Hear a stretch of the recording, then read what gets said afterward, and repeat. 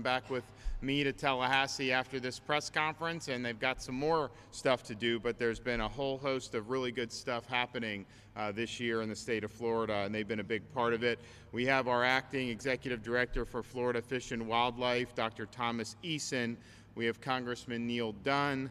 We have some captains, Kevin Lawley, Justin Leak. We have Mitch Holman, owner of Captain's Table Fish House restaurant here in Panama City.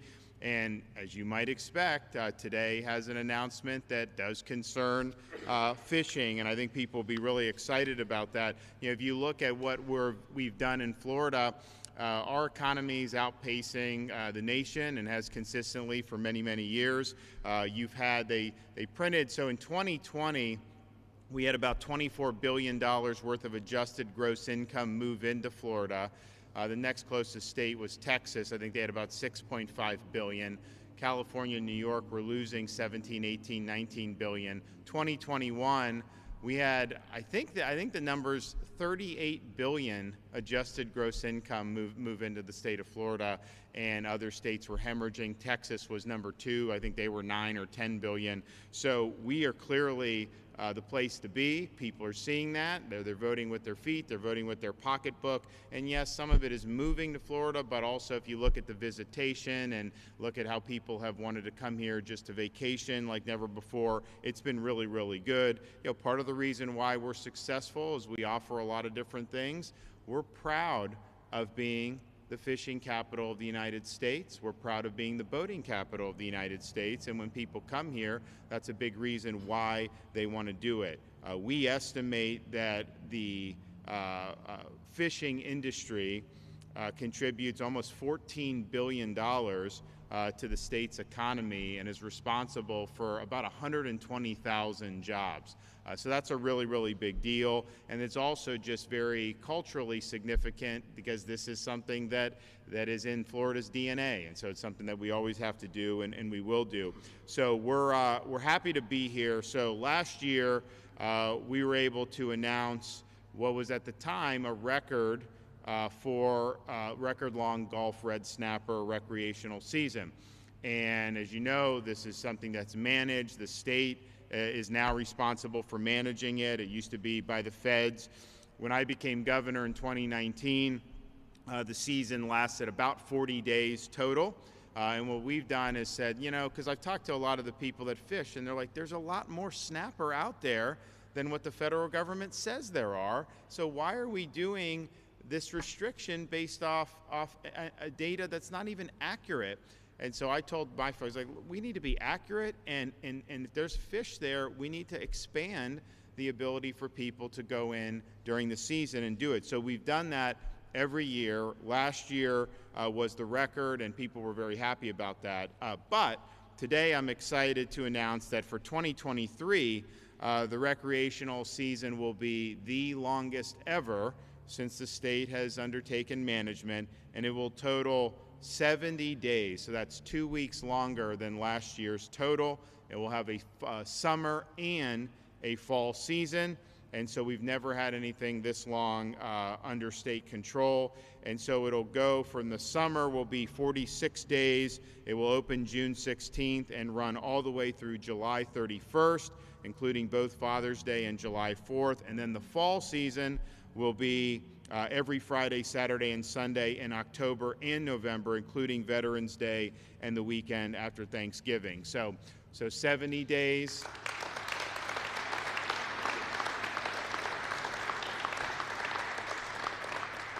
So 70 days is great. And look, this is something that that feeds into the economy and the restaurants, all that. But it's also just a great tradition. This is something that families have done for many, many years. And I think there's going to be more opportunity as a result of our efforts. And so I'm thankful for FWC for answering the call. You know, we always push to do more, anything we do, not just on this. You know, we don't just settle. We want to continue to push the envelope, and so that's what we've been able to do, and that's an example of that here today. I'm also happy to announce, so this is the last week of the legislative session. We've gotten a lot done. I mean, if you look just this week, I signed bills to put fentanyl dealers who market to children and put it in candy, they get life in prison now. We also have a bail to say we're not going to get rid of cash bail like New York does. In fact, we're going to handcuff some of these judges who are releasing people. And so we'll have bail, but also mandatory to where these people have to be held accountable. Because even in Florida, with a 50-year low crime rate, the people that commit crimes, a lot of these people have been cycled through and they get released. And, if they release somebody without a bond and then they commit another crime, chances are that crime would not have happened had they just held them accountable. So we're happy to be able to do that. And we signed legislation saying that, these pedophiles raping these young kids under 12 should be eligible for the death penalty. And so we've authorized that in Florida.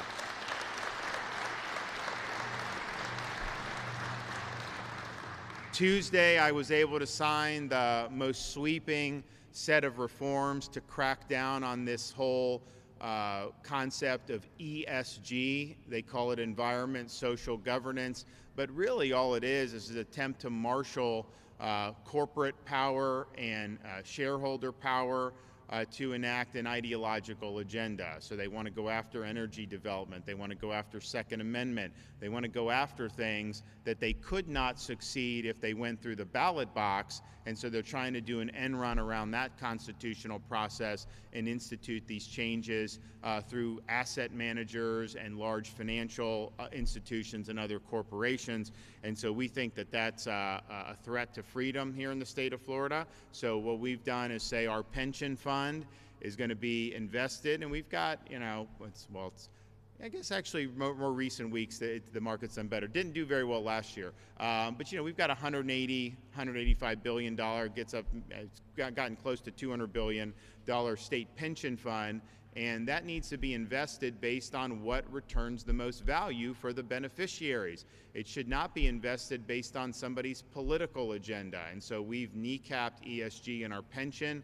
We've also said we're not going to allow things like social credit scores in terms of your credit worthiness. And so you apply for a loan, you have the factors. The idea that somehow you could qualify financially, but they ding you because you're not towing some type of political or ideological line is absurd. And it's not a way you can run an economy.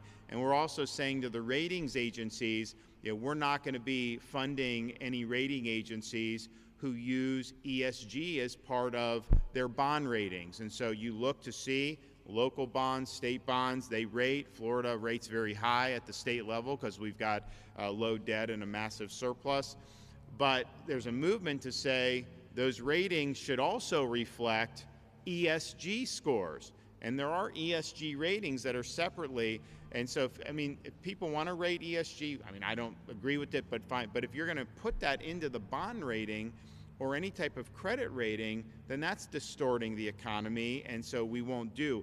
And also just the discrimination that goes on by some of these Wall Street banks. They're going after people who own a gun store, or they're going after folks involved in industries they don't like, and that's not a way I think that an economy could be successful. So we did this most sweeping anti-ESG changes that any state has done, and I think that that's really, really important.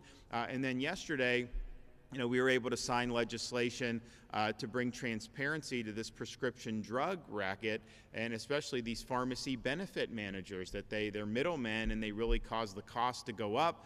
They hurt consumers, and it hurts our local pharmacists with some of the things that they do. They'll sometimes will charge a copay to the customer that's higher than the cost of the drug itself. And you think about that, how is that? But it's very opaque. So we're shining light on that, and we're basically, I think, making it more difficult to make money just by being a middleman. You should make money in the economy by providing value. If a service is providing value, that's one thing, but just being in the middle and being able to capitalize off opaque procedures is not what we want. So that's going to be really, really good. And then today we're doing this announcement, which we're very happy about. And then they've got a whole bunch of other bills that we're going to be processing over the next couple of weeks. I called for the legislature to eliminate the ability of businesses affiliated with the Chinese Communist Party to purchase things like farmland in Florida. And so we're getting that done. We're going to be able to do that prohibition, and there's other things that are coming down the pike that I think are going to be very, very positive. They also have been able to do the budget. So the budget is now, they call it on the table. So it sits on the table for 72 hours. So they put it on Tuesday. You have Wednesday, Thursday, and then Friday morning, and then they'll vote on it sometime Friday, and that will pass that out. Now, I've got to look at the budget. There's all these individual line items. I have a line item veto. These guys put things in that shouldn't. Sometimes I'll veto. I mean, that's just the way it goes. You know, last year we vetoed about 3% of the overall budget. We did $3.3 billion, and the budget was $109 billion. So, but I don't think we'll have to do that much this year. But you never know. You will see some veto. These guys don't like to hear that, but there will be some. However, there are things in the budget that I've seen that I know that we will obviously support. And one of the things that is there is the legislature has allocated $17 million to support continued restoration efforts of the oyster habitat in Apalachicola Bay.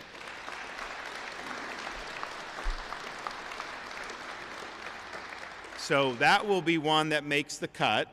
We understand how important that is, and we want to make sure that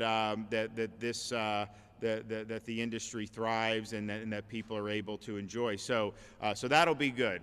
Now there's other stuff. We'll see how all that shakes out. Although I will say, find you another governor that's been as good to the Panhandle as me. I don't think you could find that. And we'll continue to do a lot. And honestly, we're proud of a lot of the stuff that's gone on. You know, I run into people, and especially like you run into people from Texas, Louisiana, Georgia, Tennessee, whatever. I mean, it's like, you know, Northwest Florida is like a second home for a lot of these people. I mean, the minute they get a chance to go with the family, this is like the place that they want to go. So we're really proud of that. You know, I was really proud during the earliest days of COVID, you know, coming to Bay County, you know, going to other parts of Northwest Florida and just seeing all the license plates from all these states, because this was like the place that was normal and that you could actually enjoy yourself.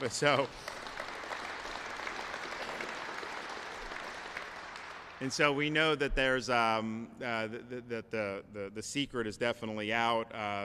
People are looking at this part of the state more than ever, and understandably so. There's a lot to offer. It's a great place to be, great place to visit, great place to raise a family, and an even better place now to do red snapper. So we're proud of that. So we're going to hear from a couple folks. So we've got our FWC Acting Director, Thomas Eason. Why don't you come up?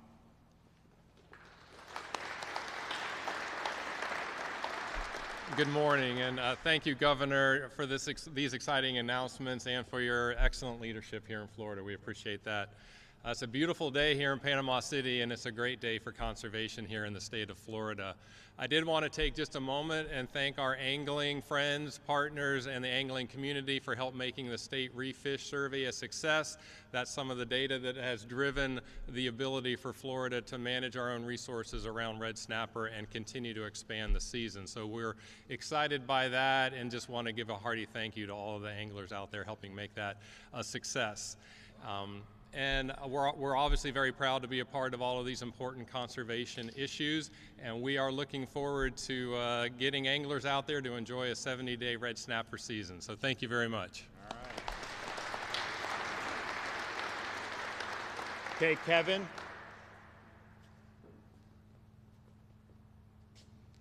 So good morning. I'm Captain Kevin Lawley. I'm a local charter captain here in Panama City. And I was born and raised in Apalachicola.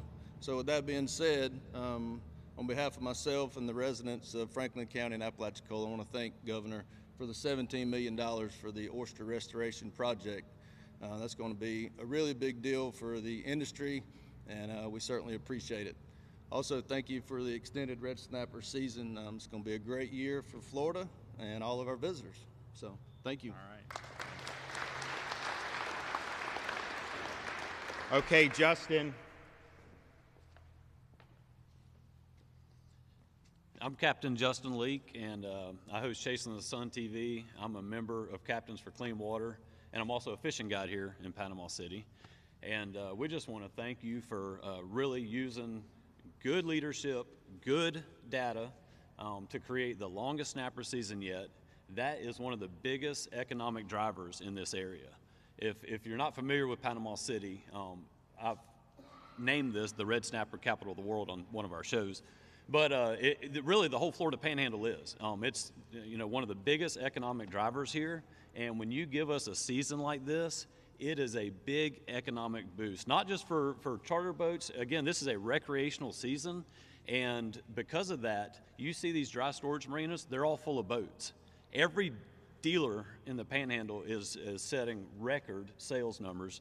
The hotels, just, the tourism industry altogether benefits so much from this. And it's all because we're taking good leadership, good information, and you're making it as accessible as possible for everyone, not just one, sector here. We're talking about this is available to everyone, so we want to thank you for that. Yeah, absolutely. All right, Mitch. Thank you, Governor. Mitch Holman, Captain's Table Fish House Restaurant in St. Andrews, and snappers are a big deal. We love to do a hook and cook. People go out, catch their own fish, and bring them to restaurants like mine. There's a lot of other ones that do the same thing, and we're excited about getting a full season in. We got wiped out by Hurricane Michael, and this will be the first full year for us down in historic St. Andrews, and we couldn't be more happy. Thank you. Okay, Neal Dunn.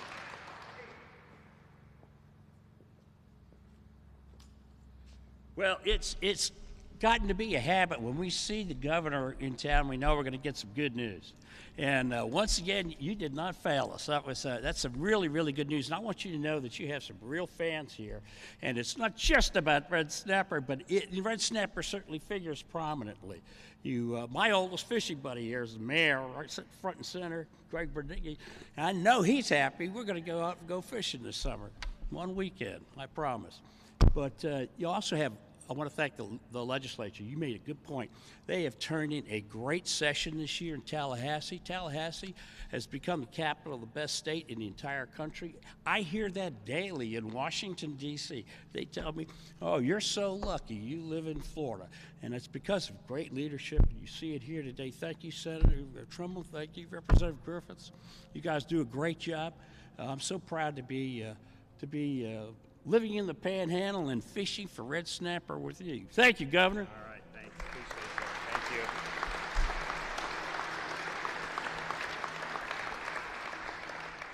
So we're excited for today's announcement. We're also just tell you, buckle up over the next days and weeks. There'll be a lot of good stuff that we'll be highlighting based off what we've been able to do working with the legislature. And you run, and we came and did, we campaigned here, and these guys were campaigning and all this, and you win a really historic victory for Florida, not just for me, but like the super majorities in the legislature, school board, all this, and there's kind of a tendency to let's just beat your chest, you won, right? And I think what we've said is no, winning just gives you an opportunity to make good on these promises. And so don't waste the opportunity. And so what we've been able to do is, from the time that election ended, from the time the new legislature came in a week or two later, we've been able to go on a historic run that has never been seen before in this state's history. And I guarantee you put us up against any state, in modern times, and I don't think you're going to see the productivity and the boldness that you have seen in Florida across the board. We were proud of what we did in the first term, worked with the legislature, did a lot of great stuff. But this one is taking it to a new level. We've done 2 special sessions since the election. We did stuff on response to Hurricane Ian. We did a big overhaul of the property insurance, because we've got to get that in a better spot.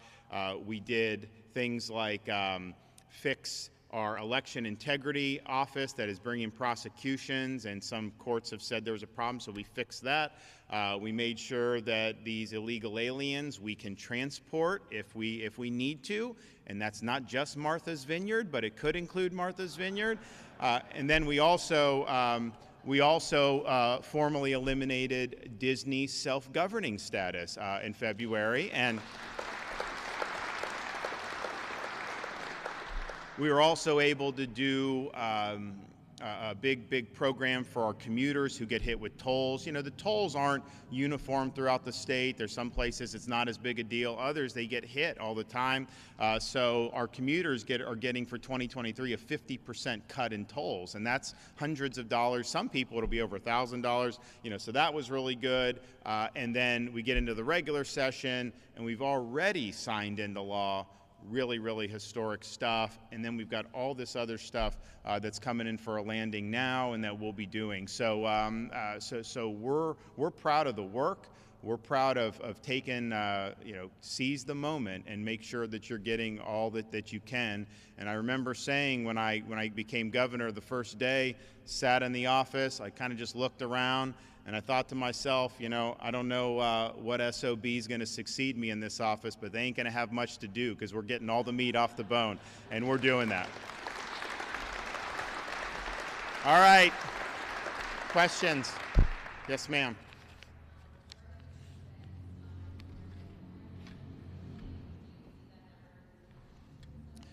So the issue on the death warrants is we did it when I came in. Then we had a case that got into court, and then someone else claimed that they did it and this, and it just took time.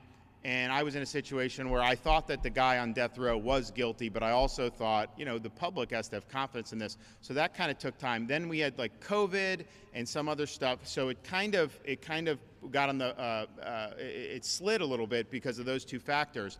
So then we said, okay, we got to get back on. The problem is last year, we didn't want to do it thinking like, oh, it's an election year and like we're trying to do that. So we said, let's just get through the election. And then, so we're trying to get on a more normal pace with some of this. And, the fella yesterday, committed really unspeakable crimes. He actually apologized to the victims, which a lot of these guys don't do. A lot of these guys, are very defiant about their atrocities. But it's a sad thing that has to happen. But I do believe when the families, the victims' families have this situation, and it takes decades to get justice, that's wrong. And so we're doing what we can to make sure that the justice is not denied in these cases, and so we'll continue to do that. And unfortunately, there's some really bad apples that are sitting on death row, and this is the law of the land, and we're going to make sure that it's followed. Yes, sir.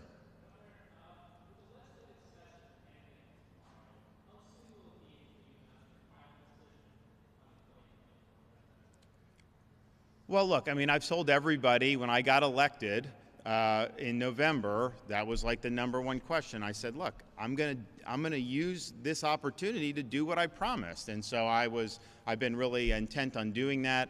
As you know, the budget will be passed on Friday. We got to go through the budget. We got to go through the bills. You got to sign bills. I don't know that I'm going to veto a lot of legislation. I haven't seen a lot of necessarily bad stuff, but who knows? Yeah, you go through that. So that takes a little bit of time. But look, at the end of the day, these things will happen in relatively due course. I mean, the season is what it is. I mean, there's only so much time. But I think that so many people just didn't understand that you win an election and you need to do something with what you've done, and that should have been my focus, and that's what has been our focus. And I think of the things that we said we were going to do, I don't think there's anything that we haven't done, and I think that we actually did even more than, certainly we've done more than what we even promised in the campaign. And I think that's really been probably true since I've been governor. We actually make big promises. Most people overpromise and underdeliver. We make big promises, but then we exceed even that high bar. And I think that's what we've done throughout, but definitely with this legislative session. So it's exciting to be a part of it. It's exciting that people are looking to Florida, and I see it too. I mean, I go, different people come. We actually have legislators, they'll come to me from other states. They want to meet with our legislators. They want to meet with my team to be able to talk about, like, how are you guys doing all this? And, part of the reason we're able to do it is because, we believe in just leading, and we don't think you got to put your finger in the wind. We don't worry about the media. We worry about doing what's right. And when you do what's right and you stand for the right things, people got your back, and people want to see you succeed. And so that's what's ended up happening in Florida. But this will definitely be, I think, a marker in our state's history about, really, really delivering on really bold things. And what you'll see is the ESG stuff. You're going to see other states follow suit in terms of what we did there. You look at what we did with school choice. You're going to see other states follow what we did there. We've got a huge bill coming to my desk to crack down on illegal immigration. And that's really setting, I think, the standard for many places in this country as well. The China land grabs. I think ours is the most ambitious bill in the country because we're saying no land grabs of farmland, but also no land grabs near military bases or critical infrastructure. Why would we want the Chinese Communist Party and its affiliates to be purchasing this land in the state of Florida? We don't want it to happen. So we're standing up and doing something about it. And so on issue after issue, I think we've delivered in a really, really big way. And it's been a lot of work. These guys in the legislature have worked incredibly hard. And we've worked hard in our office to make sure that this is teed up there. Normally the last week of session, it's like frantic and like I'm on the phone haggling with like, oh, can we do? We're not having to do that. We're all on the same page.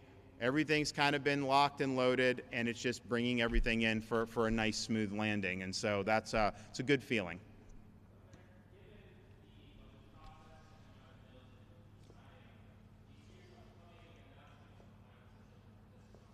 So you're just gonna have to stay tuned on all this, okay? You'll get there one way or another very soon. So you just have to do it. But I'm not gonna short circuit any of the good work that we've done. I mean, we want to make sure we're thorough about doing that. Look, protecting the taxpayer with these line item vetoes is very important. If you look last year, I vetoed some big items, $3.3 billion, but that generated the largest budget surplus in the history of the state of Florida.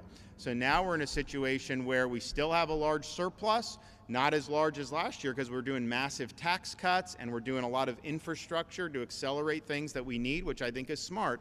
But if there's things that aren't necessary, then you got to lean in on that. And I'd imagine Northwest Florida will probably do okay in that process, but there are some things that sometimes get put in there that shouldn't be. So we'll see how it works out. All right, everybody, great to be here. When's the Pepsi Gulf Coast Jam? Is that a couple weeks? What is that, a month? When's that coming? First week in June. So we're going to try to make it for that. That's a great one. So God bless everybody. Appreciate it.